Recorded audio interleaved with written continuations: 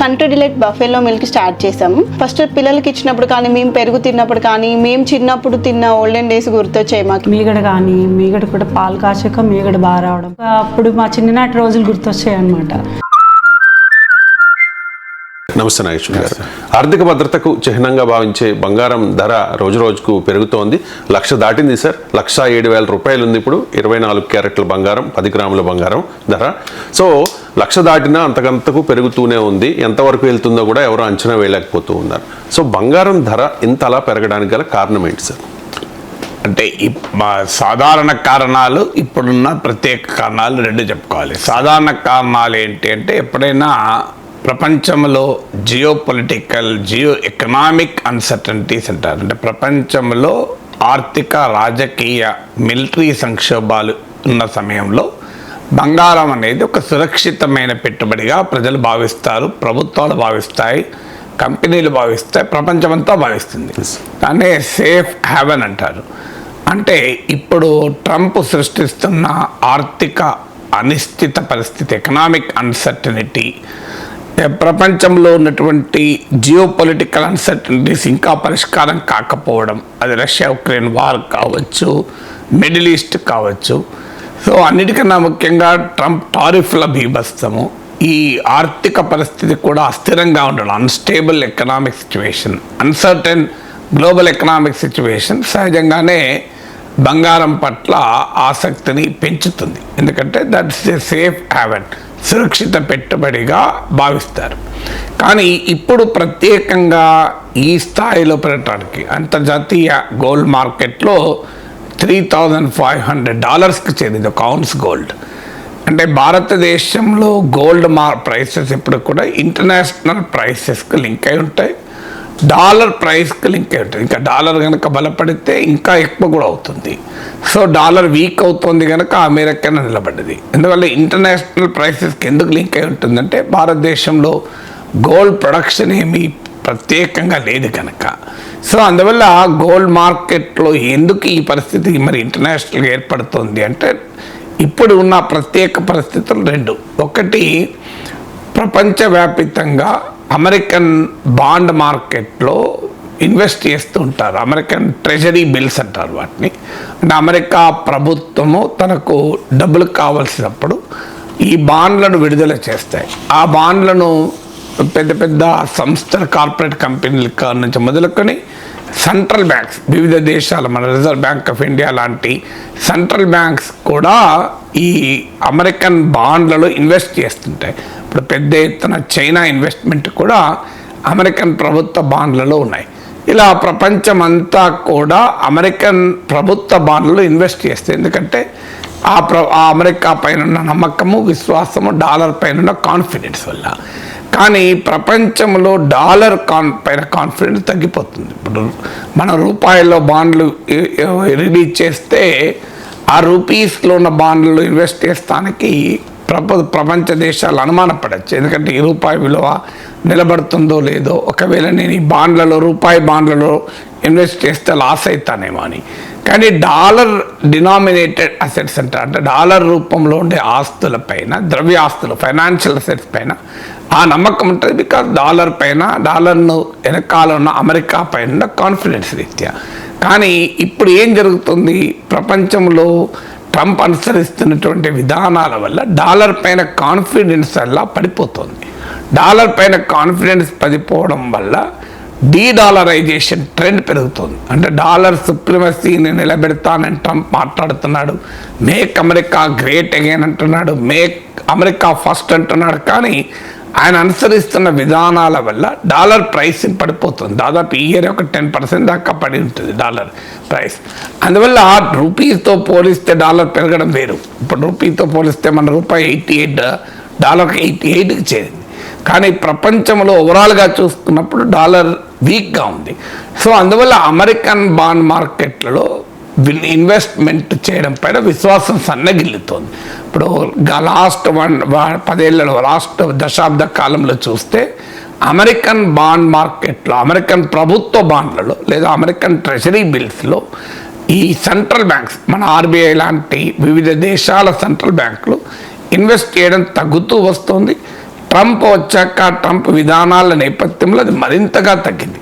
ఇప్పుడు చరిత్రలో లోయెస్ట్ లెవెల్లో సెంట్రల్ బ్యాంక్స్ ఇన్వెస్ట్మెంట్స్ ఉన్నాయి ఈ అమెరికన్ గవర్నమెంట్ బాండ్స్లో. సో దీనివల్ల ఏమవుతుంది, మరి సెంట్రల్ బ్యాంక్ దానికి ప్రత్యామ్నాయంగా ఏం చేయాలి?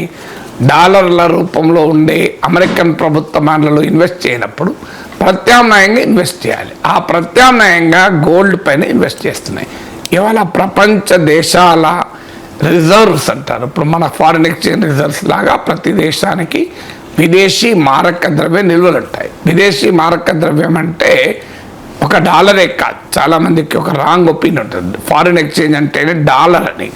అంతర్జాతీయ మార్కెట్లో క్రయ విక్రయాలు జరుపుకోవటానికి ఉపయోగపడే ఏదైనా ఫారిన్ ఎక్స్చేంజ్. అందువల్ల ఫారిన్ ఎక్స్చేంజ్ రిజర్వ్స్లో డాలర్లు ఉంటాయి, గోల్డ్ ఉంటుంది, యూరో ఉంటుంది, ఇలా ఇతర దేశాల కరెన్సీలు కూడా ఉండవచ్చు.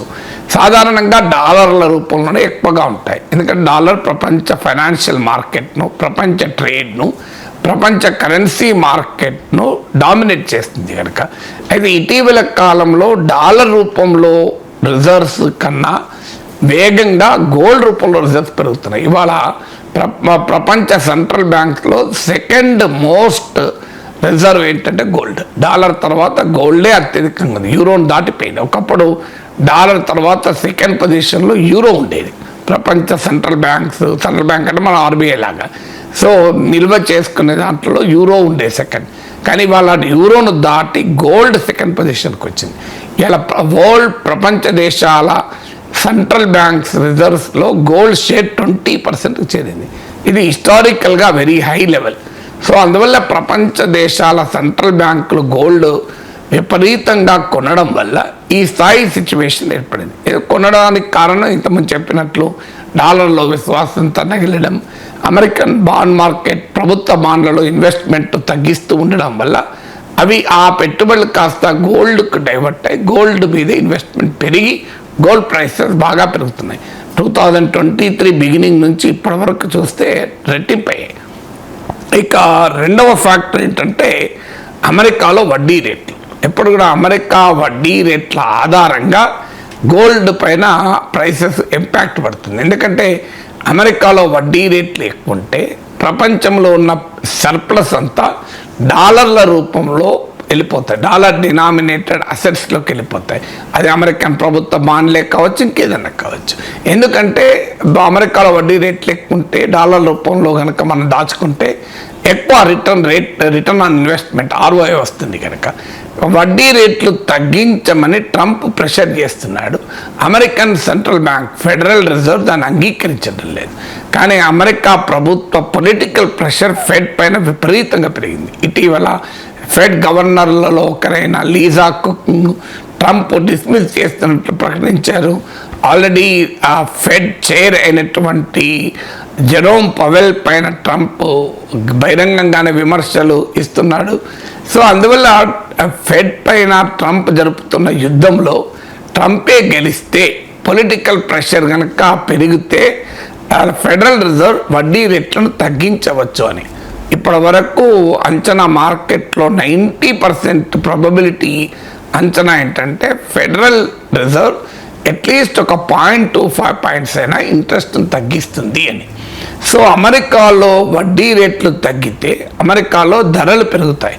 ఎందుకంటే అంటే మానిటరీ థియరీ ప్రకారం ఏంటంటే వడ్డీ రేట్లు తగ్గితే ఎకానమీలో మనీ ఫ్లో పెరుగుతుంది. ఎందుకంటే చీపర్ లోన్స్ అందుబాటులో ఉంటాయి కనుక ఇండస్ట్రీ నుంచి కన్జ్యూమర్ వరకు తక్కువ వడ్డీ రేట్లు ఉన్నప్పుడు అప్పులు తీసుకొని మార్కెట్లో ఇన్వెస్ట్ చేస్తుంటారు కనుక మార్కెట్లో మనీ ఫ్లో పెరుగుతుంది. మనీ ఫ్లో పెరిగితే వస్తువుల ధరలు ఆటోమేటిక్గా పెరుగుతాయి. ఎందుకంటే money liquidity, more money, liquidity అంటే క్యాష్ ఇన్ హ్యాండ్ అంటారు.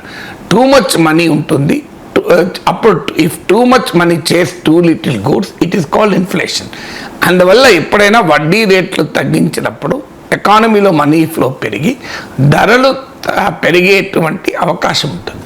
ధరలు పెరిగితే ఎప్పుడైనా గోల్డ్ పైన ఇంపార్టెన్స్ పెరుగుతుంది. ఎందుకంటే gold is considered as a safe haven't. Inflation నుంచి తట్టుకోవటానికి, పెరుగుతున్న ఇన్ఫ్లేషన్ భారాన్ని తగ్గించుకోవటానికి గోల్డ్ ఒక సాధనంగా భావిస్తారు. అందువల్ల ట్రంప్ ఫెడరల్ రిజర్వ్ పై జరుపుతున్న దాడి, ఫెడ్ స్వతంత్రతకు పైన వస్తున్న అనుమానాలు, ఇది కూడా రెండు రకాలుగా కూడా ఒకవైపు ఏమో ఇన్ఫ్లేషన్ పెంచి గోల్డ్కి డిమాండ్ పెంచుతుంది, మరోవైపు డాలర్ పైన కాన్ఫిడెన్స్ను తగ్గిస్తుంది.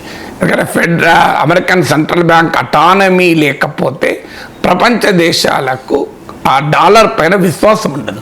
అలా డాలర్ పైన కాన్ఫిడెన్స్ తగ్గడం కూడా ఆటోమేటిక్గా గోల్డ్కు అమెరికన్ ప్రపంచ దేశాల సెంట్రల్ బ్యాంక్స్ గోల్డ్ రూపంలో నిల్వ చేసుకోవటానికి ఆసక్తి చూపుతారు. అందువల్ల ఈ రెండు కారణాలు, ఒకటి డాలర్ ప్రైస్ తగ్గడం, డాలర్పై కాన్ఫిడెన్స్ తగ్గడం, ఫలితంగా అమెరికన్ ప్రభుత్వ బాండ్లలో ప్రపంచ సెంట్రల్ బ్యాంక్స్ ఇన్వెస్ట్మెంట్ తగ్గించుకొని గోల్డ్ రూపంలో నిల్వలు పెంచుకోవడం, అవి గోల్డ్ రూపంలో నిల్వలు 20% ఫారెన్ ఎక్స్చేంజ్ రిజర్వ్స్కు చేరడం మొదటి కారణమైతే, రెండవది వడ్డీ రేట్లు తగ్గుతాయన్న ఎక్స్పెక్టేషన్ వల్ల, వడ్డీ రేట్లు తగ్గితే ఇన్ఫ్లేషన్ పెరుగుతుందన్న అంచనా వల్ల కూడా గోల్డ్ పర్ డిమాండ్ అనేది గణనీయంగా పెరుగుతుంది. డిమాండ్ పెరిగినప్పుడు ఆటోమేటిక్గా ప్రైసెస్ పెరుగుతాయి. అందువల్ల జనరల్ మ్యాక్రో ఎకనామిక్ అన్సర్టనిటీస్ అంటారు.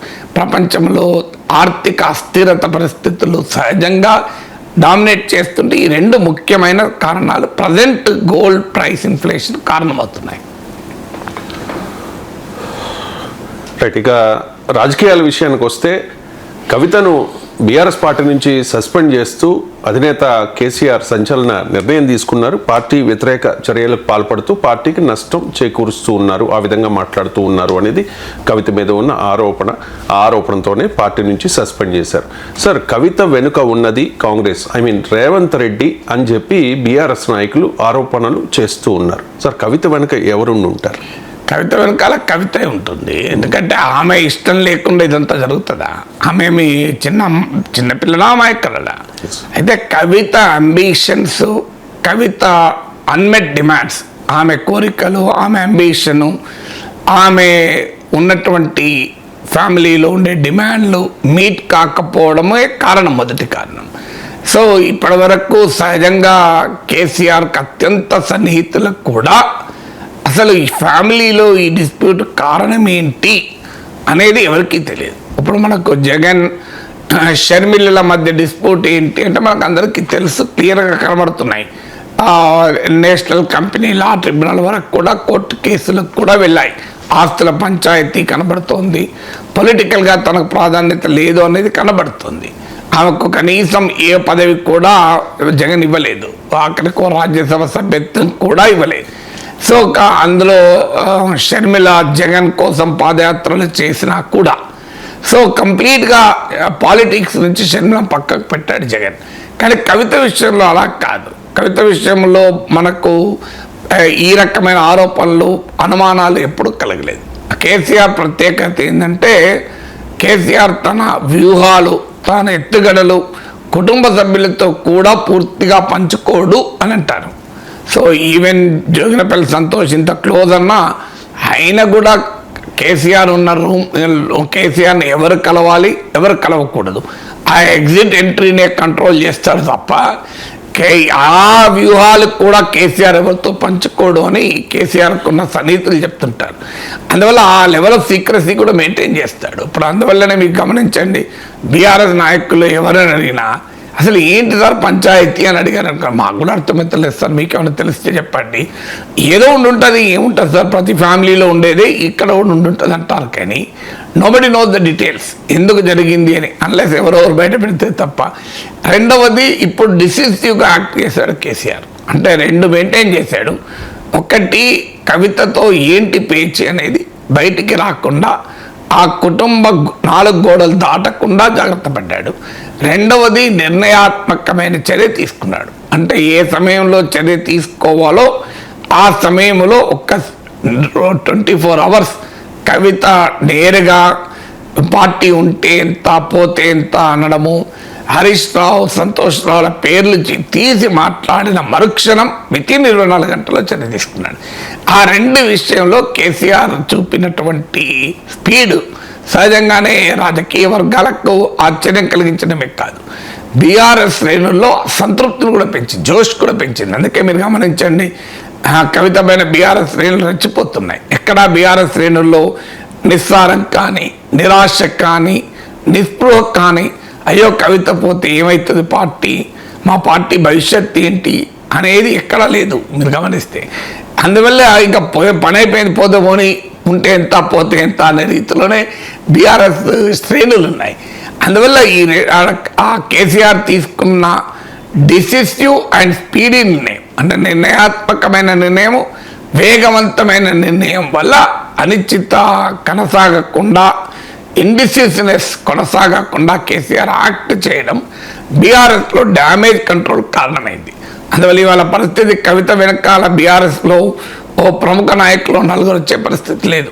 ఏమైనా తెలంగాణ జాగృతి ఆమెతో మొదటి నుంచి ఉన్నవారు మినహా ఏ బీఆర్ఎస్ ప్రముఖులు కూడా యాజ్ ఆఫ్ టుడే, భవిష్యత్తులో ఏం జరుగుతుందో నేను చెప్పడం లేదు, జోస్యం కనబడలేదు. ఇక కవిత వెనకాల ఎవరున్నారు? ఇంతకుముందు చెప్పినట్లు కవితకే అంబిషన్ లేకపోతే ఆమె వెనకాల ఎవరు ఉండే అవకాశమే రాదు. అందువల్ల మీకు కవిత ఎప్పుడు కూడా మీకు ఒక కోడిగుడ్డు డైలెక్ట్రికల్గా సైన్స్గా ఆలోచిస్తే ఒక కోడిగుడ్డు ఉంటుంది, అందులో తెల్ల సొన పచ్చ సొన ఉంటుంది. ఆ రెండు ఉంటేనే కోడి పొదిగితే ప్రాసెస్ మొదలవుతుంది. లేదు అందులో పచ్చసొన ఉండదు, కోడి ఎంత పొదిగినా ఏమవుతుంది? అందువల్ల ఇంటర్నల్ సిచ్యువేషన్ లేకపోతే ఎక్స్టర్నల్ యాక్టర్స్ పనిచేసేది ఉండదు. అందువల్ల మొదలు ఇంటర్నల్ సిచ్యువేషన్ ఏంటంటే కవిత హ్యాస్ డిస్ప్యూట్స్ ఇన్ ఫ్యామిలీ. ఆ డిస్ప్యూట్స్ ఏంటో మనకు తెలియదు, ఇంతకుముందు చెప్పినట్లు.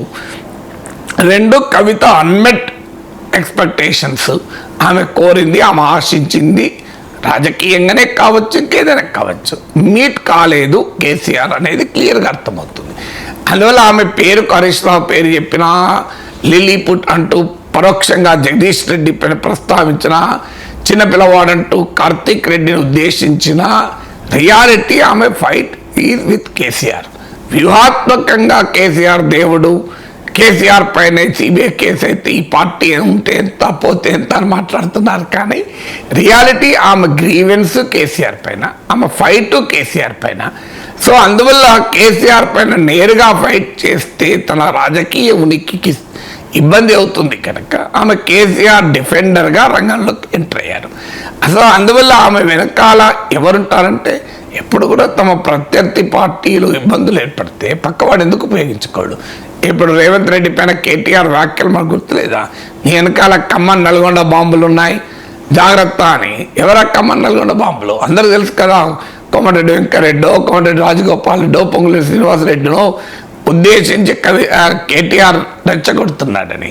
సో అందువల్ల బట్టి విక్రమార్కను, సో వీళ్ళను నీకు పోటీగా ఉన్నవారే అని ఇండైరెక్ట్గా ఉత్తమ్ కుమార్ రెడ్డినో బట్టి విక్రమార్కనో ఉద్దేశించి మాట్లాడడం లేదా? అందువల్ల ఎప్పుడైనా ఒక పార్టీ ప్రత్యర్థి పార్టీలో ఇబ్బందులు ఉంటే వాటిని వాడుకోవడం అనేది సహజం. అందువల్ల కాంగ్రెస్ పార్టీ ఏమైనా ఈ పరిస్థితులు తనకు అనుకూలంగా ఉపయోగపడతాయా? బీఆర్ఎస్ వీక్ అయితే, అపోజిషన్ స్పేస్ మరింత స్ప్లిట్ అవుతే తనకు ఉపయోగమని కాంగ్రెస్ అనుకుంటే అనుకోవచ్చు. కానీ కాంగ్రెస్ పార్టీకి ఒక బీఆర్ఎస్ లేదు ప్రత్యర్థి. ఒక రకంగా ఆ కవిత ఎపిసోడ్ కాంగ్రెస్కు లాభమా నష్టమా లెక్కలేస్తే లాభ నష్టాలను బట్టే కదా ఏ పార్టీ అయినా వెనకాల ఉండేది. లాభ నష్టాల లెక్కలేస్తే లాభం ఎంతో, నష్టం కూడా అంతే. కాంగ్రెస్కు లాభం ఏంటి? బీఆర్ఎస్ ఒక ప్రతిపక్ష పార్టీ కనుక ఆ పార్టీ ఏ మేరకు బలహీనపడినా ఆ పార్టీలో డివిజన్ వస్తే ఒకటి తన ప్రత్యర్థి వీక్ అవుతారు, రెండు అపోజిషన్ స్పేస్ మరింత క్రౌడెడ్ అవుతుంది. అది అధికార పార్టీ వ్యతిరేక ఓట్ను మరింత చీల్చడానికి ఉపయోగపడుతుంది. ఆ రకంగా కాంగ్రెస్కు లాభం. నష్టం ఏంటి? నష్టం ఏంటో కేసీఆర్ అనుభవం మనకున్నది. కేసీఆర్ కాంగ్రెస్ను బాగా వీకెన్ చేశాడు. కాంగ్రెస్ నుంచి ఎమ్మెల్యేలు లాక్కున్నాడు. ఏమనుకున్నాడు కేసీఆర్? కాంగ్రెస్ నాకు ప్రత్యర్థి కనుక కాంగ్రెస్ బలహీనపడితే అయిపోతుంది, నాకు ఎదురే ఉండదు అనుకున్నాడు. కానీ ఏం జరిగింది? కాంగ్రెస్ ఎప్పుడైతే బలహీనపడిందో అది హుజూర్ నగర్ ఉప ఎన్నికలో కనబడ్డది, నాగార్జున సాగర్ ఉప ఎన్నికలో కనబడ్డది, హుజూరాబాద్ ఉప ఎన్నికలో కనబడ్డది, జిహెచ్ఎంసీ ఎన్నికల్లో కనబడ్డది, వరుసగా అన్ని ఎన్నికల్లోనూ కనబడ్డది. కానీ కేసీఆర్ అనుకున్నాడు అయిపోయింది కాంగ్రెస్ పని అని. కానీ నేను ఆ రోజుల్లో కూడా స్పష్టంగా చెప్పాను, కేసీఆర్ ఒక రాంగ్ వ్యూహంతో పోతున్నాడు, ఇది ఆయనకే నష్టం జరుగుతుంది, it's a political self goal for KCR అని. ఎందుకంటే కాంగ్రెస్ బలహీనపరిస్తే తనకు అపోజిషన్ ఉండదు అని కేసీఆర్ భ్రమపడ్డాడు. ఎప్పుడు కూడా ఒక అపోజిషన్ పార్టీని వీక్ చేయొచ్చేమో కానీ అపోజిషన్ స్పేస్ను వీక్ చేయడం ఎవరితరం కాదు. అపోజిషన్ స్పేస్ వీక్ ఎప్పుడవుతుంది అంటే అధికార పార్టీ పాలన పట్ల ప్రజల్లో కనుక సానుకూలత ఉంటేనే అపోజిషన్ వీక్ అవుతుంది. అంతదాకా అధికార పార్టీ పట్ల అసంతృప్తి పెరిగితే అది వద్దన్నా ఏదో ఒక రూపంలో అపోజిషన్గా ఎమర్జ్ అవుతుంది.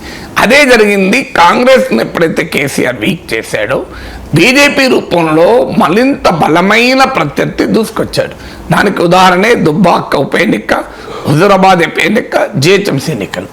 ఆ తర్వాత బీజేపీ చేసిన చారిత్రక తప్పిదాలు, తెలంగాణలో బీజేపీ హిస్టారిక్ బ్లండర్స్ వల్ల కాంగ్రెస్కి అవకాశం వచ్చింది. అందువల్ల ఈ కేసీఆర్ ఎక్స్పీరియన్స్ కనుక మనం చూస్తే బీఆర్ఎస్ను వీక్ చేస్తే కాంగ్రెస్ బీజేపీ రూపంలో మరింత శక్తివంతమైన ఛాలెంజర్ కాంగ్రెస్కి వస్తుంది. కేసీఆర్ అనుభవం రేవంత్ రెడ్డికి తెలియదా? తెలియకపోతే ఇక రేవంత్ రెడ్డి నష్టం తప్పదు. కానీ నా అంచనా ఇంతమంది కేసీఆర్ అనుభవం కళ్ళ ముందు ఉండక బీఆర్ఎస్ను వీక్ చేస్తే తనకి ఎదురే ఉండదు అని కాంగ్రెస్ అనుకుంటుందా? ఇక్కడ బీఆర్ఎస్ బలంగా ఉంటేనే కాంగ్రెస్కి లాభం. ఎందుకంటే అది 2-way స్ప్లిట్గా అపోజిషన్ బోర్డు డివైడ్ అవుతుంది. ఇప్పుడు మీకు దానికి ఉదాహరణే 2023-24 assembly and Lok Sabha elections. 2023 assembly ఎన్నికల్లో మీరు ఓటింగ్ ప్యాటర్న్ తీయండి. 40% కాంగ్రెస్కి వచ్చింది, 37% బీఆర్ఎస్కి వచ్చింది, 14% బీజేపీకి వచ్చింది. అంటే కాంగ్రెస్కు 40, కాంగ్రెస్ వ్యతిరేక ఓటు అట్లీస్ట్ ఈ రెండు ప్రధాన పార్టీలను కలిపితే ఇండిపెండెంట్లు చిన్న చిన్న పార్టీలు పక్కకు పెడితే 37+14 51% కాంగ్రెస్ వ్యతిరేక ఆర్గనైజ్డ్ అపోజిషన్కు, 40% కాంగ్రెస్. అయినా మళ్ళీ కాంగ్రెస్కి ఎట్లా అధికారం వచ్చింది? ఆ 51% 37+14గా డివైడ్ కావడం. ఇక లోక్సభ ఎన్నికలు చూడండి మీరు, కాంగ్రెస్కి 8 సీట్లు వచ్చాయి హైయెస్ట్గా. సో ఎందుకు వచ్చాయి? మళ్ళీ చూడండి, బీజేపీకి 35%, బీఆర్ఎస్కు 17%. ఈ రెండు కలిపితే 52% అవుతుంది. కాంగ్రెస్కు అరౌండ్ 40% దగ్గర ఓటింగ్ ఉంది. మరి కాంగ్రెస్కు 40% ఉన్నా 52% ఉన్న కాంగ్రెస్ వ్యతిరేక ఆర్గనైజ్డ్ అపోజిషన్కు స్టిల్ కాంగ్రెస్ సగం సీట్లు వచ్చాయి. దీనికి ఏంటి తెలియజేస్తుంది? కాంగ్రెస్ వ్యతిరేక అపోజిషన్ స్పేస్ బీఆర్ఎస్ బీజేపీగా డివైడ్ అయితే కాంగ్రెస్కు లాభం కదా. ఒకసారి బీఆర్ఎస్ను వీకెండ్ చేస్తే ఇక అపోజిషన్ స్పేస్లో బీజేపీ ఒక్కటే ఉంటుంది కదా. మరి కాంగ్రెస్ పార్టీ ఈ మేరకు ఆలోచించదా? రేవంత్ రెడ్డి వెనకాల ఉన్నాడు, కాంగ్రెస్ వెనకాల ఉందని బీఆర్ఎస్ నేతలు పదే ఆరోపిస్తున్నారు. వెనకాల ఉంటే ఈ ప్రమాదం కాంగ్రెస్కు పొంచి ఉంటుంది.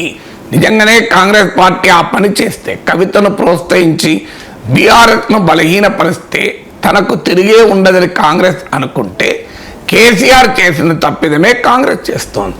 కేసీఆర్ టైంలో కాంగ్రెస్ ఒక దశలో బాగా బలహీనపడి బీజేపీ బలపడుతున్నప్పుడు క్లోజ్ లీడర్ల దగ్గర, సన్నిహితుల దగ్గర కేసీఆర్ అన్నాడట, ఏంటి ఈ విధవ కాంగ్రెస్ కొద్దిగా పుంజుకున్నా బాగుండు, పూర్తిగా చచ్చుబడింది అన్నాడట. అప్పుడు ఒక నాయకుడు ఉండి, సార్ మనమే కాదు సార్ దాన్ని చావకుండా కొట్టింది అన్నాడట.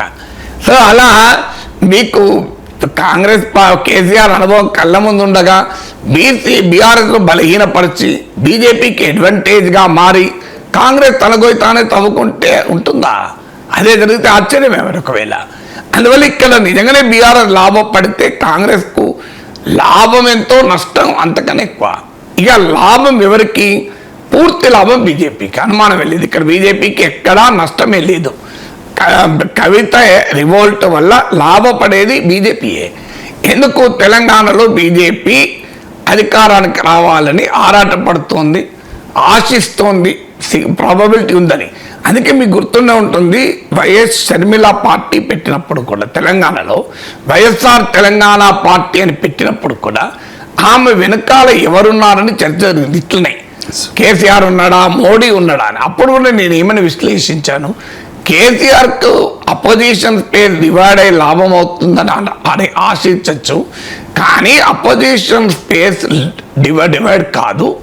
పైగా షర్మిల గనక మైనారిటీ ఓటు తీసుకొని మా కేసీఆర్ వెనకాలన్న ఓటు కనుక తీసుకుంటే కేసీఆర్కి నష్టంగా కూడా పరిణమించవచ్చు. ఏమవుతుందో మనం చెప్పలేమన్నాం. కానీ కేసీఆర్ పట్ల ప్రజల వ్యతిరేకత పెరిగిన నేపథ్యంలో కాంగ్రెస్ పార్టీ దూసుకొస్తున్న సమయంలో వైఎస్ఆర్ తెలంగాణ పార్టీ ఎమర్జ్ అయింది. అప్పుడున్న పరిస్థితి ఏంటి? కాంగ్రెస్ బీజేపీ రెండు కేసీఆర్ను దెబ్బతీయడానికి పోటీ పడుతున్నాయి. కేసీఆర్ దెబ్బతినడం ఖాయమని అర్థమవుతోంది.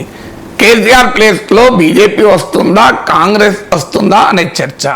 దుబాక, హుజూరాబాద్, హైదరాబాద్ దానికి ఉదాహరణ కదా. సో ఈ ట్రెండ్ కనబడుతున్నప్పుడు బీజేపీ ఆశించింది ఏంటంటే హుజూర్ నగర్, నాగార్జున సాగర్ ఉప ఎన్నికలు చూసి కాంగ్రెస్ పని అయిపోయింది, అవకాశం మాకే, మరి ఇంకా కాంగ్రెస్ను వీకెండ్ చేస్తే ఇంకా లాభం కదా.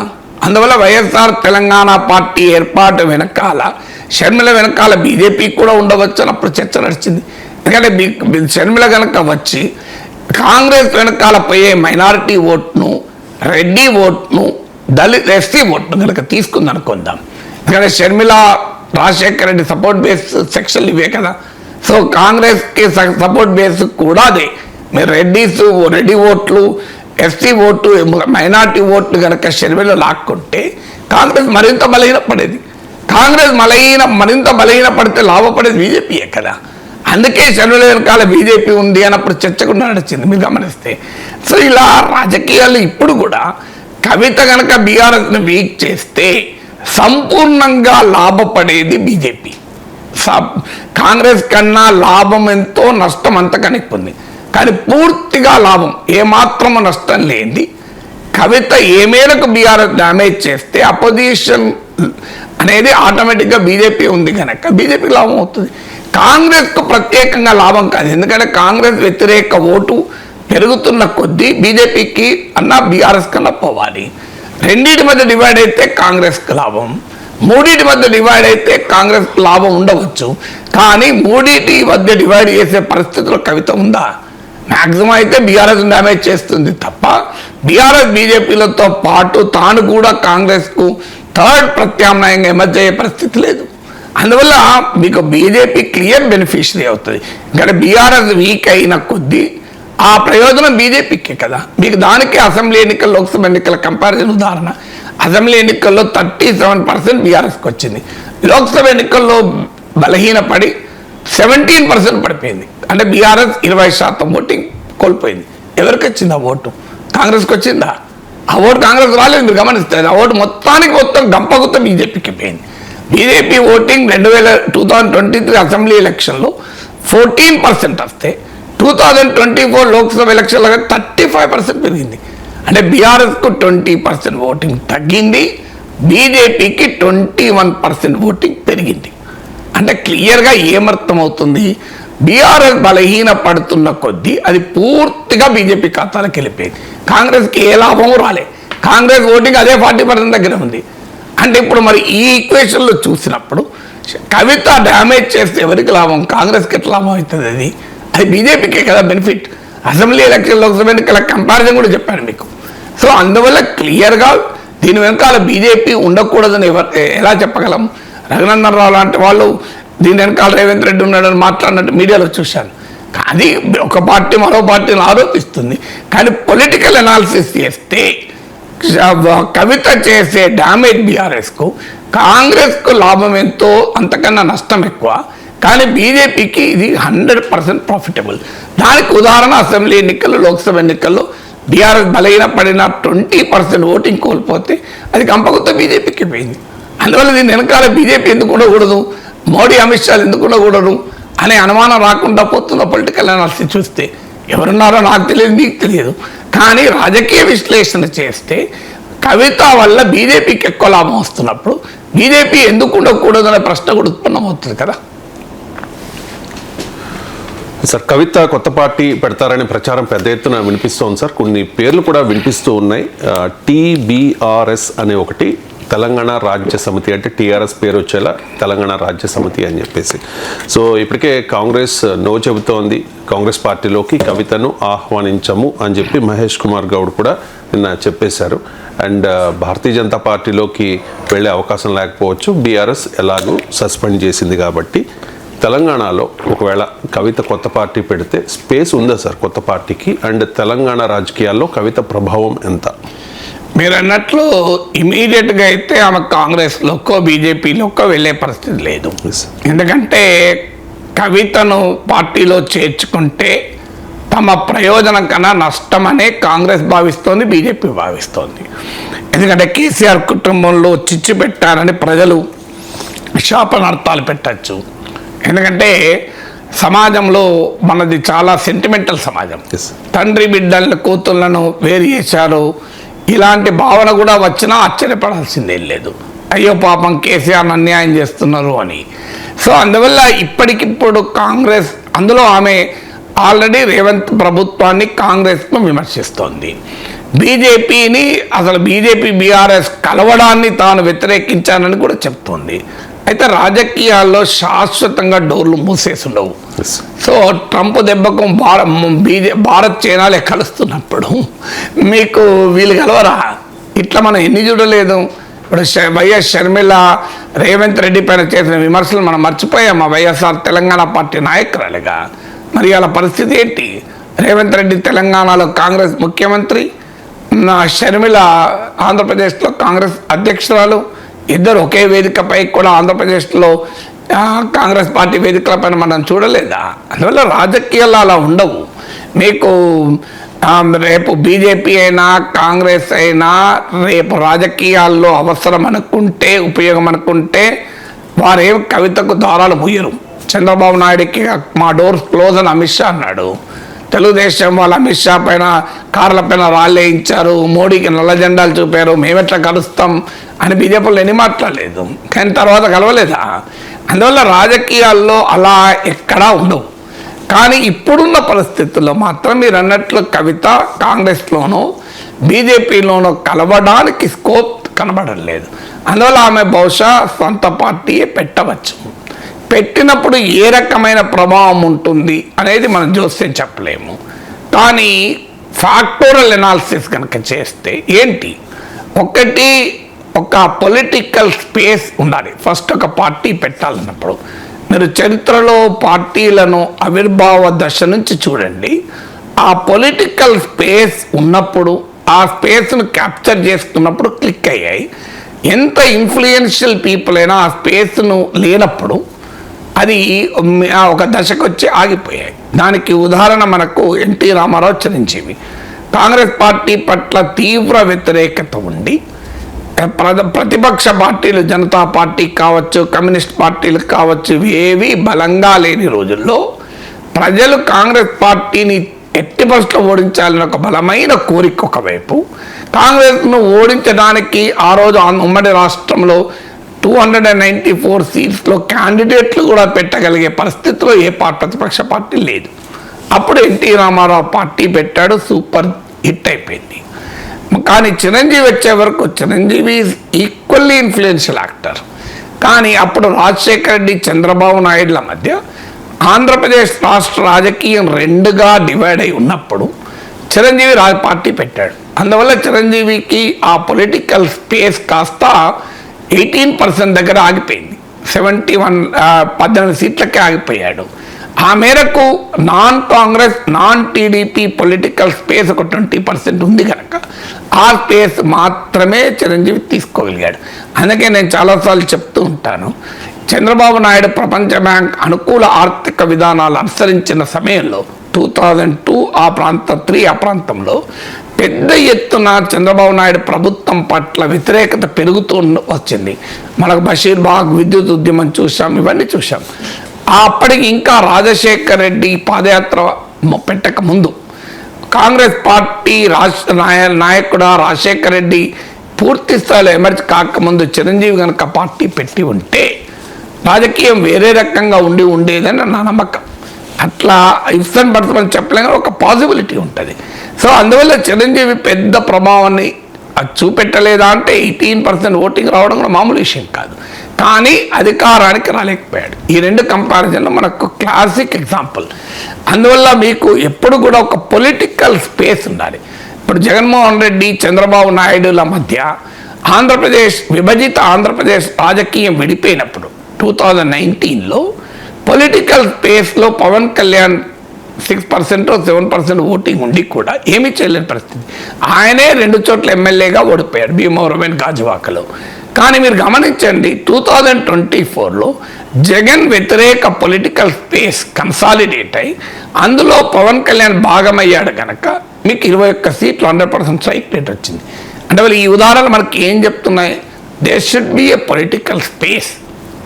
ఆ పొలిటికల్ స్పేస్ను యాక్టివ్ కాలి. ఇప్పుడున్న సిచ్యువేషన్లో కవిత ఆ రకమైన పొలిటికల్ స్పేస్ ఏమైనా ఉందా అంటే లేదు అనే ఆన్సర్ వస్తుంది. మీకు కాంగ్రెస్ పార్టీ ఒకవైపు, కాంగ్రెస్ పార్టీకి ఛాలెంజర్గా బీఆర్ఎస్ బీజేపీలు బలంగా ఉన్నాయి. ఇప్పుడు థర్డ్ అపోజిషన్ పార్టీగా పొలిటికల్ స్పేస్ అయితే యాజ్ ఆఫ్ టుడే కనిపించడం లేదు. ఇక రెండవది ఏంటి? పొలిటికల్ స్పేస్ ఇప్పుడు లేకపోయినా తన విశిష్ట ప్రత్యామ్నాయ స్వభావం రీత్యా పొలిటికల్ స్పేస్ను వారే క్రియేట్ చేసుకోవచ్చు. అంటే ఉదాహరణకు మీకు ఆమ్ ఆద్మీ పార్టీ ఢిల్లీలో రాజకీయం కాంగ్రెస్ బీజేపీల మధ్య పోలరైజ్ అయిన సమయంలో ఎవరు ఊహించలేదు కదా. కానీ ప్రజల్లో కాంగ్రెస్ పట్ల వ్యతిరేకత, బీజేపీ పట్ల వ్యతిరేకత ఈక్వల్గా ఉంది. అప్పుడు ఏం చేయాలి? అప్పుడు ఒక కాంగ్రెస్ బీజేపీలకు భిన్నమైన ఒక ప్రత్యామ్నాయ స్వభావం కలిగిన క్లీన్ పాలిటిక్స్తో వచ్చిన ఆమ్ ఆద్మీ పార్టీకి ప్రజలు బ్రహ్మరథం పెట్టారు. సో అందువల్ల అక్కడ దాని ఉదాహరణ ఏం చెప్తోంది? నీ యునిక్ క్యారెక్టర్ రీత్యా ఒక పొలిటికల్ స్పేస్ క్రియేట్ చేసుకోవాలి, లేదా నీ ఐడెంటిటీతో. ఇప్పుడు ఉదాహరణకు కాంగ్రెస్ టీడీపీలు తెలంగాణలో బలంగా ఉన్న పరిస్థితి, కాంగ్రెస్ టీడీపీలు బలంగా ఉన్న పరిస్థితిలో కూడా టీఆర్ఎస్ ఎమర్జ్ అయింది. మీకు ఒక దశలో తెలంగాణ ప్రాంతంలో 1/3 ఓటింగ్ టీఆర్ఎస్కి వచ్చాయి. మీరు ఎలా వచ్చాయి మరి అంటే ఒక ఐడెంటిటీ, ఒక ఇష్యూ, తెలంగాణ వాదము అనేది ఉంది. అంటే ఈ టీఆర్ఎస్ ఆమ్ ఆద్మీ పార్టీల ఎమర్జెన్సీని మనం పరిశీలిస్తే మనకు అర్థమయ్యేది ఏంటి? ఒక యునిక్ పొలిటికల్ ఫార్మేషన్గా వస్తే ఢిల్లీ లాగా ఆమ్ ఆద్మీ పార్టీ లాగా పొలిటికల్ స్పేస్ క్రియేట్ చేసుకుంటుంది. లేదు ఏదో ఒక ఐడెంటిటీ ఆధారంగా వస్తే, దళిత్ ఐడెంటిటీ ఆధారంగా Bahujan Samaj party crowded political స్పేస్లో కూడా యూపీలో ఎమర్జీ సక్సెస్ అయింది. తెలంగాణ రాష్ట్ర సమితి కాంగ్రెస్ టీడీపీల మధ్య తెలంగాణలో పోలరైజ్ అయిన పరిస్థితిలో కూడా తెలంగాణ అస్తిత్వం ఆధారంగా ఎమర్జ్ కాగలేదు. తెలుగుదేశాన్ని వీకెండ్ చేసి ఎమర్జ్ అయింది. మీకు గుర్తుండే ఉంటుంది, ఒక దశలో 2009 అసెంబ్లీ ఎలక్షన్లో రాజశేఖర నాయకత్వంలో కాంగ్రెస్ పార్టీకి తెలంగాణలో 50 సీట్లు వచ్చాయి. మీకు టీఆర్ఎస్కి 10 సీట్లే. తెలుగుదేశం కూడా తెలంగాణలో బలంగా ఉండేది. కానీ అయినా కూడా టీఆర్ఎస్ ఎందుకు ఎమర్జ్ అయింది? ఒక ఐడెంటిటీ. అంటే something should be there for political space. So Aam Aadmi Party ఉదాహరణ చెప్పాను, మీకు టీఆర్ఎస్ ఉదాహరణ చెప్పాను. అంటే ఒక పొలిటికల్ స్పేస్ ఎలా క్రియేట్ చేసుకుంటారు అని. కానీ ఇక్కడ కవిత ఏ పొలిటికల్ స్పేస్ క్రియేట్ చేస్తుంది? యునిక్ పొలిటికల్ ఫార్మేషన్ కాదు, యునిక్ ఐడెంటిటీ కాదు. మీకు ఇంకొక ఉదాహరణ చెప్తాను. ఎప్పుడు పొలిటికల్ స్పేస్ క్రియేట్ అవుతుంది? త్రిపుర, బెంగాల్ ఉదాహరణ. త్రిపురలో బీజేపీకి 1% ఓటింగ్ కూడా లేదు, అయినా అధికారంలోకి వచ్చింది. ఎట్లా అధికారంలోకి వచ్చింది? కాంగ్రెస్ పార్టీ యాంటీ లెఫ్ట్ ఓటర్కు రిప్రజెంటేటివ్. కానీ లెఫ్ట్ను కాంగ్రెస్ సమర్థవంతంగా ఎదుర్కోవలేదు. దేశంలో కూడా కాంగ్రెస్ అధికారంలో లేని పరిస్థితుల్లో యాంటీ లెఫ్ట్ ఓటు గంపగుత్తగా బీజేపీకి షిఫ్ట్ అయితే త్రిపురలో బీజేపీ అధికారంలోకి వచ్చింది 1% ఓటింగ్ నుంచి. బెంగాల్లో చూడండి మీరు, బీజేపీ అసలు ఒకప్పుడు 1-2 సీట్లు వచ్చిన కష్టం, అసలు ఎంట్రీ లేదు. అలాంటి బీజేపీ అక్కడ ఇవాళ 77 సీట్స్తో ప్రధాన ప్రతిపక్షంగా ఉంది, అధికారంలోకి వస్తానని ఛాలెంజ్ చేస్తుంది. కారణం అక్కడున్న లెఫ్ట్ సిపిఎం వీక్ అయింది. అంటే త్రిపురలో ప్రధాన ప్రతిపక్షమైన కాంగ్రెస్ ఖాళీ చేస్తే స్పేస్ను అక్కడ బీజేపీ ఆక్రమించింది. బెంగాల్లో బలమైన ప్రతిపక్షమైన సిపిఎం ఖాళీ చేస్తే సిపిఎం ఓటిగా 5% పడిపోయింది. అక్కడ బీజేపీ క్యాప్చర్ చేసింది. అంటే ఒక ఎగ్జిస్టింగ్ అపోజిషన్ పార్టీస్ కనుక వేకేట్ చేస్తే, అంటే వాళ్ళు బాగా బలహీన పడితే అప్పుడు పొలిటికల్ స్పేస్ ఉంటుంది. మరి ఇవాళ కాంగ్రెస్కు ప్రత్యర్థిగా ఉన్న బీఆర్ఎస్ కానీ బీజేపీ కానీ బలహీనపడే పరిస్థితి ఉందా? కవిత బలహీనపరచగలిగే స్థితిలో ఉందా? అందువల్ల మీకు అనేక రకాల ఉదాహరణలు చెప్పాను పొలిటికల్ స్పేస్కు. దేశం మొత్తం మీద ఒక యునిక్ పొలిటికల్ ఫార్మేషన్ కాదు, ఆమె తెలంగాణ లాంటి ఐడెంటిటీ లేదు, ప్రతిపక్ష స్పేస్లో ఉన్న ప్రధాన పార్టీలు ఏవి వీక్ కాలేదు, వీక్ చేసే పరిస్థితి లేదు. మరి ఏ రకంగా పొలిటికల్ స్పేస్ క్రియేట్ అవుతుంది? సో చూడాలి. ఇది నేను ఐ టోల్ ద రూల్స్ భారత రాజకీయాలు మొత్తాన్ని మీకు పరిశీలించి చెప్పాను. ఇక రెండవది ఒక పొలిటికల్ నరేటివ్ ఉండాలి. అంటే ఏ స్పేస్లో స్పేస్ ఎట్లా క్రియేట్ అవుతుంది? ఒక పొలిటికల్ నరేటివ్తో క్రియేట్ అవుతుంది. ఆమ్ ఆద్మీ పార్టీ ఒక పొలిటికల్ నరేటివ్తో ముందుకు వచ్చింది. ఏంటి? ఒక క్లీన్ గవర్నమెంట్, ఒక సుపరిపాలన, ఒక కొత్త రాజకీయం అని. ఎన్టీ రామారావు ఒక పొలిటికల్ నరేటివ్తో వచ్చాడు. తెలుగు ప్రజల ఆత్మగౌరవం, ఢిల్లీ ఆధిపత్యానికి వ్యతిరేక పోరాటం అని. సో అందువల్ల ఒక పొలిటికల్ బలమైన నరేటివ్ ఉండాలి. 2 సీట్లున్న బీజేపీ వాళ్ళు ఎందుకు అధికారంలో ఉంది? 240 సీట్స్ గెలుచుకుంది. ఒక దశలో 300 పైన దాటిపోయింది. అంటే ఒక హిందుత్వ ఐడెంటిటీ. ఏ ఐడెంటిటీ ఇప్పుడు కవిత పార్టీకి ఉన్నది చెప్పండి? ఆమె మళ్ళీ జై తెలంగాణ అనాలి, జై కేసీఆర్ అనాలి. జై తెలంగాణ, జై కేసీఆర్ అంటే బీఆర్ఎస్ కన్నా how is it different? So BRS కాదని బీఆర్ఎస్ నుంచి దూరమై ఓటరు కవిత వెనకాల ఎట్లా వస్తాడు? అంటే she has to reinvent narrative. ఆమె ఇప్పుడు చెప్తున్న నరేటివ్ ఏంటి? కేసీఆర్ దేవుడు, ఆమె చుట్టూ దయ్యాలు ఉన్నారు. ఇప్పుడు దేవుడిని కాపాడటానికి నాకు ఓటేయండి అంటే దేవుడే నీతో లేడు కదా, దేవుడే కదా సస్పెండ్ చేసింది నువ్వు. ఇప్పుడు దేవుడు ఉన్నాడు, కేసీఆర్ దేవుడు, ఆయన చుట్టూ దయ్యాలు ఉన్నారంటే దేవుడే నిన్ను సస్పెండ్ చేసిన తర్వాత, దేవుడే నీతో లేనప్పుడు ఇక దేవుడిని కాపాడడం కొరకు బీఆర్ఎస్ వెనకాలన్న ఓటర్లు దయ్యాల నుంచి దేవుడిని కాపాడడం కొరకు కవితకు ఎందుకు ఓటేస్తారు? అందువల్ల she has no political narrative. రెండవది.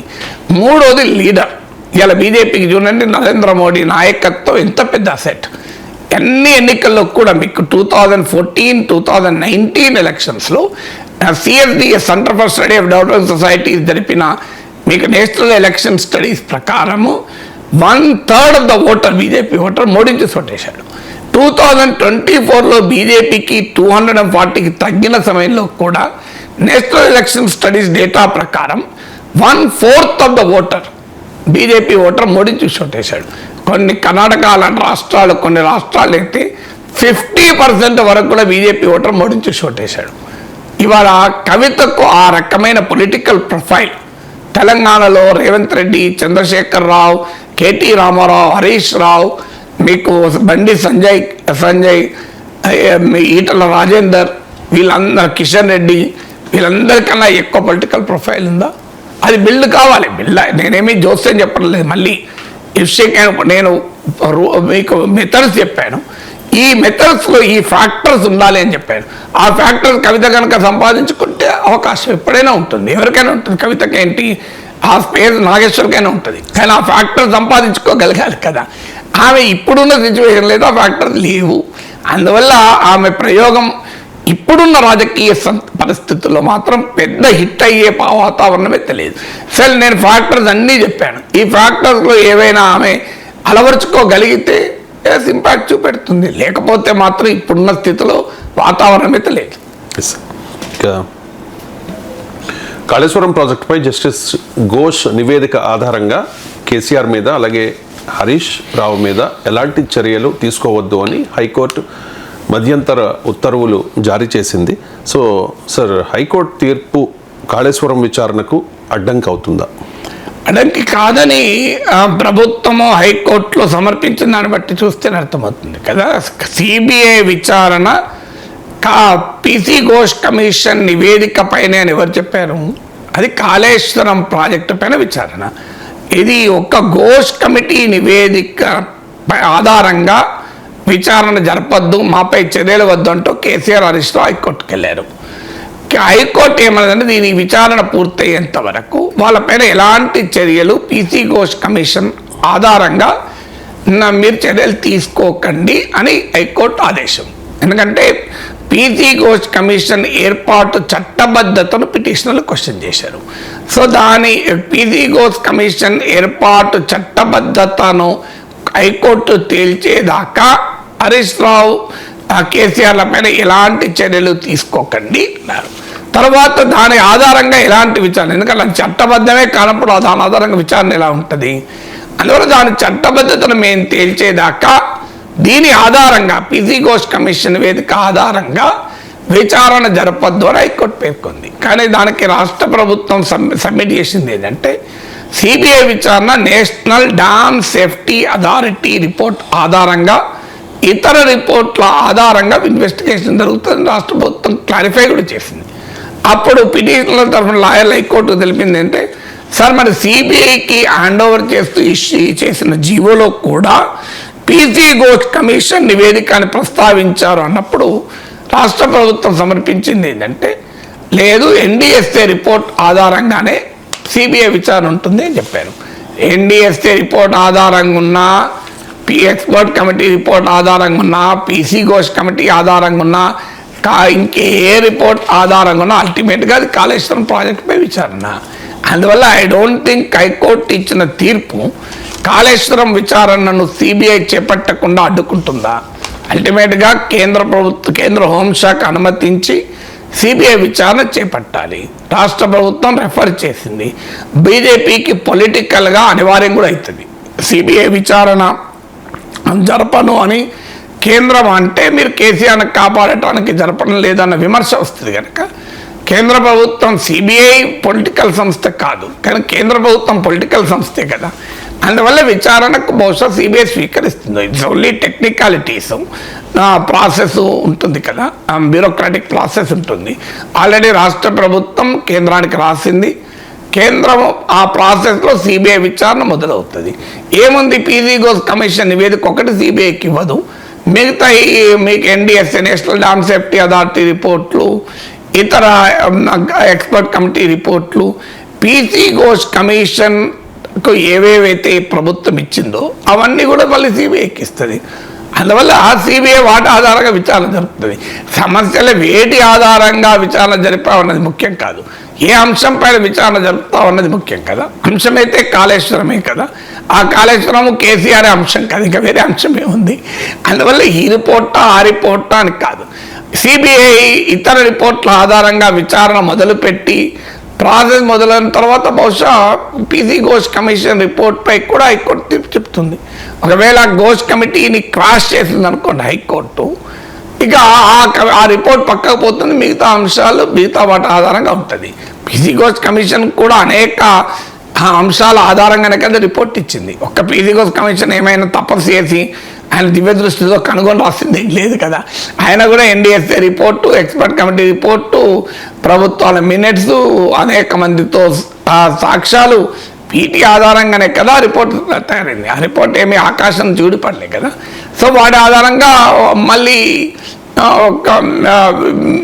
ఈ సిబిఐ కూడా విచారణ మొదలు పెడుతుంది. సో అందువల్ల అల్టిమేట్గా ప్రొడక్ట్ పైన నిషేధం, పీసీ ఘోష్ కమిటీ అనే ప్రొడక్ట్ పైన మీరు విచారణ ప్రాసెస్ను ఏమి కోర్టు అడ్డుకోలేదు కదా. అందువల్ల సిబిఐ విచారణకు అడ్డంకైతే కాదు హైకోర్టు తీర్పు. రైట్ సార్, ఇక ఈ బిల్లుల విషయంలో రాష్ట్రపతి అండ్ గవర్నర్లతో రగడపై సిజేఐ ధర్మాసనం కీలక వ్యాఖ్యలు చేసింది సార్. సుప్రీమే సర్వోన్నతం, న్యాయం కోసం ఏ ఆదేశాలైనా ఇస్తాం, అవసరమైతే చట్టాలను పక్కన పెడతాం, రాష్ట్రపతి లేఖ ఫక్తు రాజకీయ వివాదమే అయినా సమాధానం ఇచ్చి తీరుతాము అని చెప్పి సిజేఐ అంటూ ఉన్నారు సార్. సో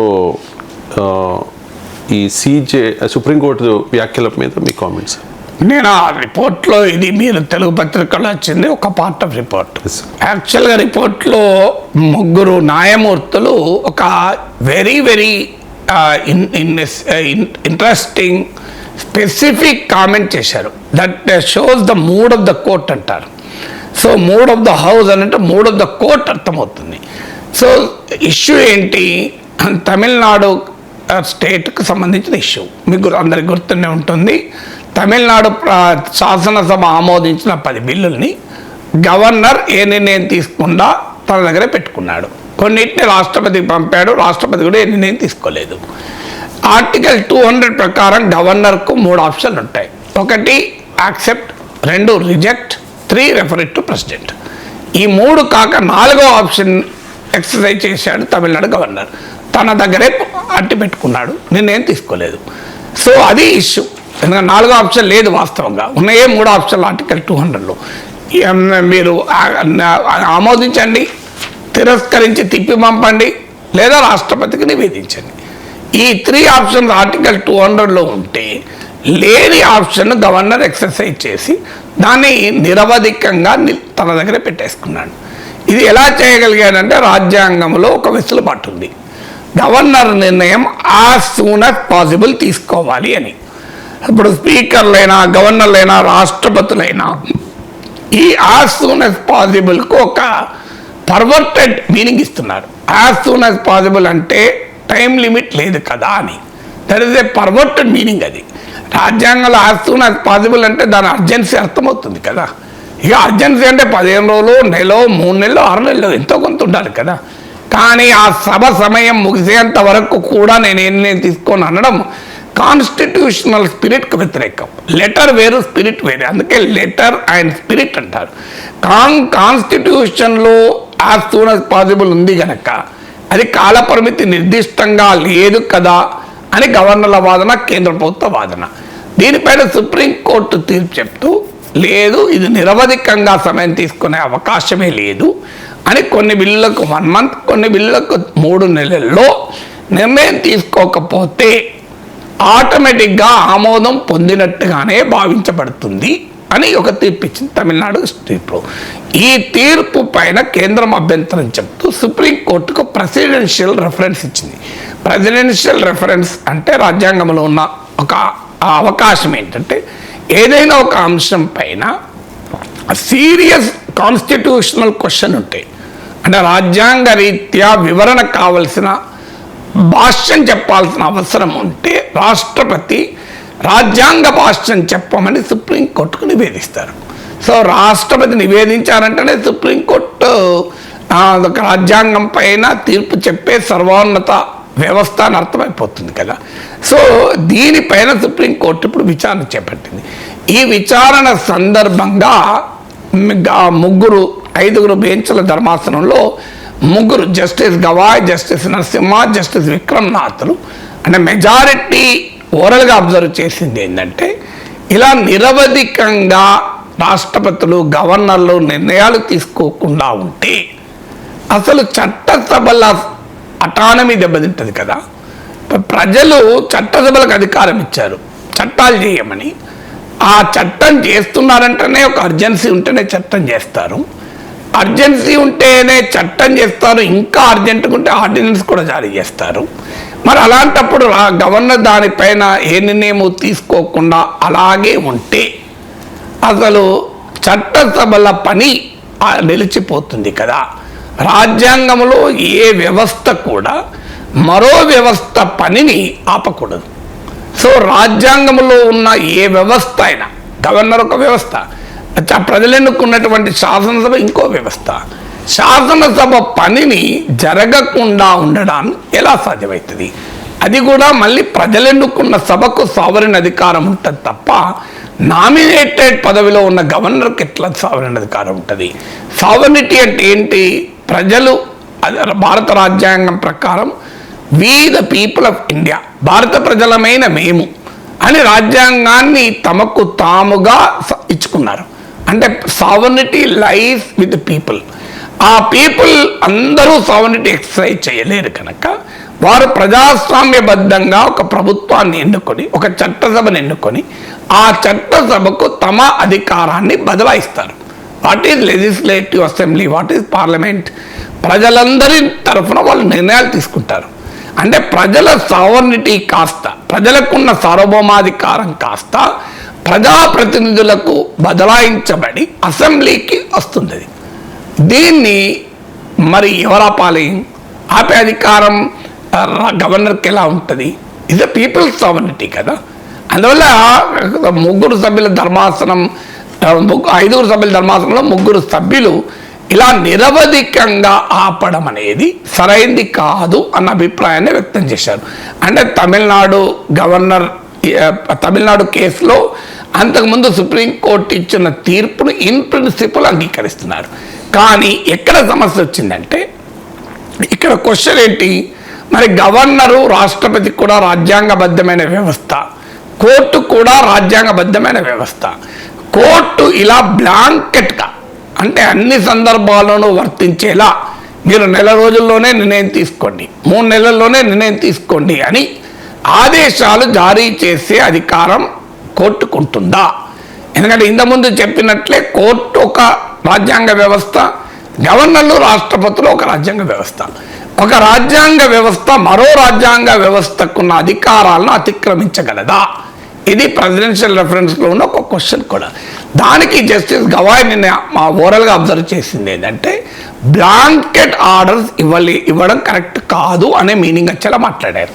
అంటే తమిళనాడు కేసులో నేను అందుకే ఇంతకుముందు చెప్పింది ఇన్ ప్రిన్సిపల్ అగ్రీ అయ్యారు, కానీ డీటెయిల్స్ ఏంటి అప్పుడు తమిళనాడు కేసులోమో ఒకవేళ బిల్లు ఒకవేళ ఆమోదం ఇవ్వకపోతే గవర్నర్ ఏ నిర్ణయము చెప్పకపోతే, ఆమోదం కాదు, ఏ నిర్ణయము చెప్పకపోతే ఆమోదము డీమ్ టు హ్యావ్ గివెన్ అని అనుకోవాలి కోర్టు తీర్పు చెప్పింది.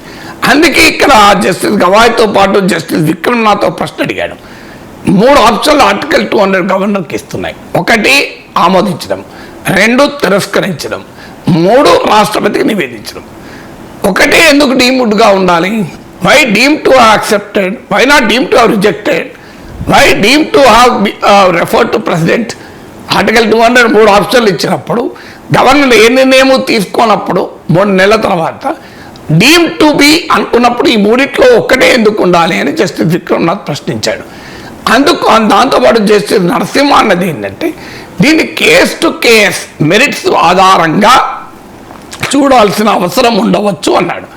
అంటే 3 ఆఫ్ ద కోర్టు చూస్తే బహుశా సుప్రీంకోర్టు తీర్పు ఎలా రావచ్చు అంటే, సుప్రీంకోర్టు తీర్పును మనం స్పెక్యులేట్ చేయకూడదు, కానీ జడ్జిల అబ్జర్వేషన్ల ఆధారంగా కోర్టులో విచారణ తీరుతెన్నులను జాగ్రత్తగా పరిశీలిస్తే the possible order of supreme court ఏంటంటే రాజ్యాంగము రీత్యా గవర్నర్లు రాష్ట్రపతులకు కోర్టులు కాల పరిమితిని బ్లాంకెట్గా అంటే అన్ని సందర్భాల్లోనూ కాలపరిమితి వర్తించేలా ఆదేశాలు ఇవ్వడం సబబు కాదు.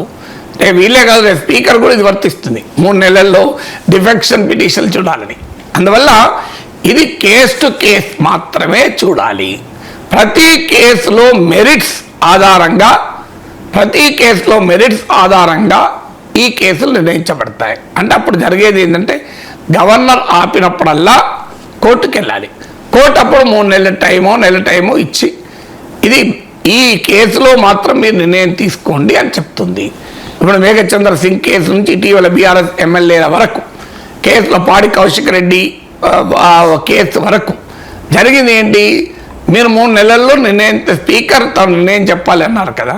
అందువల్ల బ్లాంకెట్ డిసిషన్ కాకుండా కేస్ బై కేసులో ఆ మెరిట్స్ను ఆధారంగా చూసుకొని కోర్టులకు రావచ్చు. మీరు వచ్చినప్పుడు కోర్టులు కాలపరిమితి నిర్దేశించవచ్చు.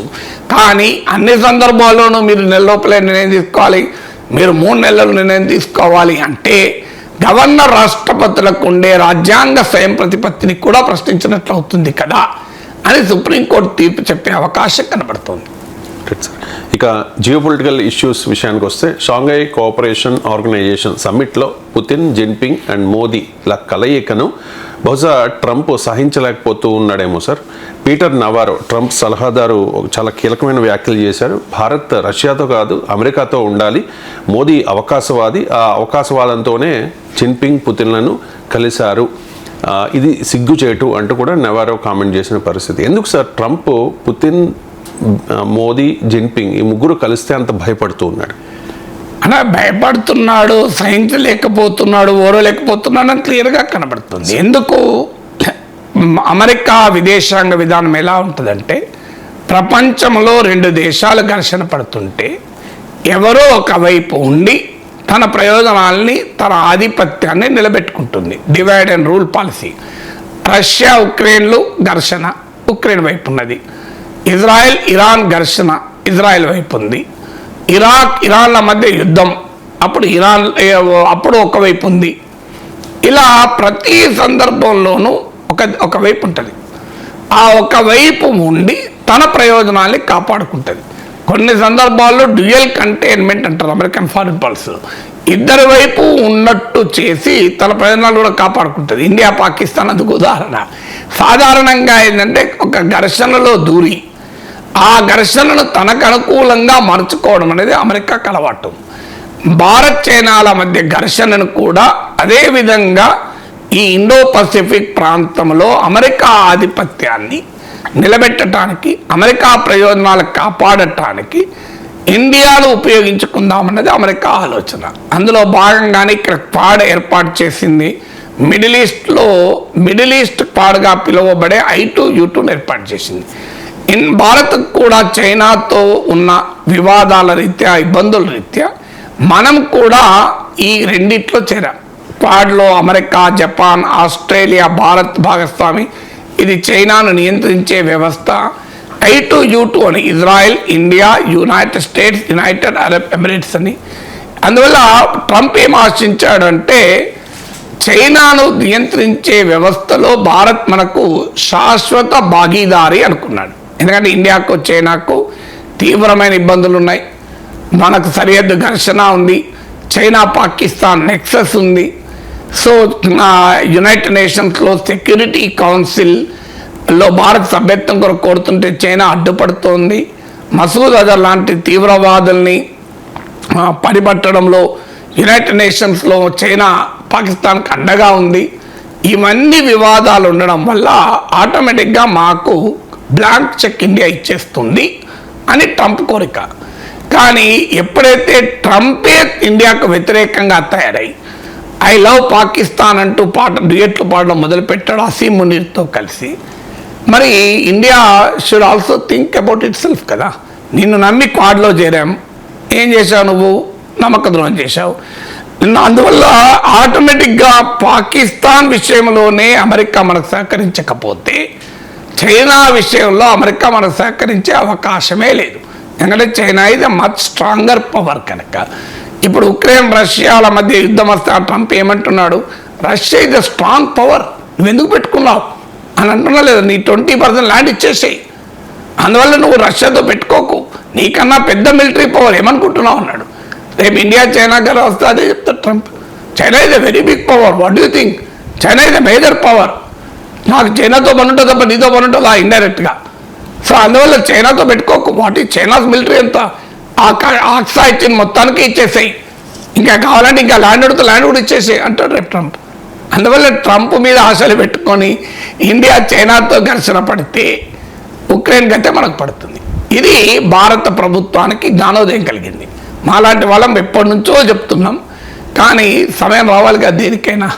సో ఇప్పుడు జ్ఞానోదయం జరిగి నిన్నటిదాకా బాయ్కాట్ చైనా, నమస్తే ట్రంప్ అన్న వారు ఇలా నమస్తే జింపింగ్, బాయ్కాట్ ట్రంప్ అంటున్నారు.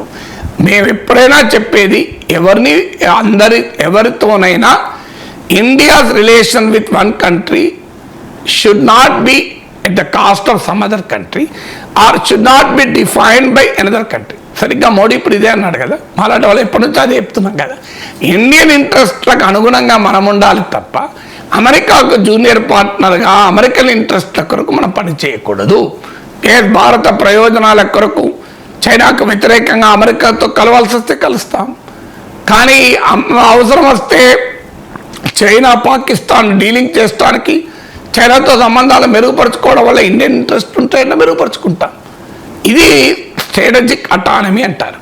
సో ఈ స్ట్రాటజిక్ అటానమీని అమెరికా అంగీకరించదు. అమెరికాలో చట్టాలే ఉన్నాయి ఏకంగా, countering American adversaries through sanctions act, CAATSA చట్టం అని.